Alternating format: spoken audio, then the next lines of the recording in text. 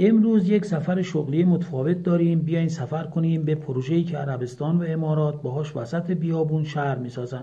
همون چیزی که اگه ایران سالها قبل سراغش میرفت، امروز 400,000 کیلومتر مربع زمین مستعد کشاورزیمون نصفش به خاطر بحران آب رها نمیشد.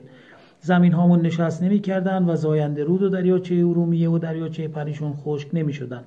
پودر سوپر جاذب پلیمری که 750 برابر وزن خودش آب جذب می‌کند و 5 سال در خاک می‌ماند، نه سمیه نه آلوده کننده است. بعد از 5 سال تجزیه میشه و میره توی خاک که لازمه دوباره شارژ بشه. عملاً در هر هکتار زمین 50 کیلو از این پودر تبدیل میشه به یک استخر زیرزمینی که همیشه کنار ریشه گیاه. با این پودر حتی میتوان کویر لوت رو به یک جنگل تبدیل کرد. این پودر فقط یک محصول نیست، این فرصتیه برای نجات کشاورزی ایران و بازاری به وسعت همه زمین‌های رها شده. حالا یک فرصت ویژه فراهم شده که میتوانید نمایندگی انحصاری و عملیات فروش این محصول رو بگیری و بازار منطقه رو مال خود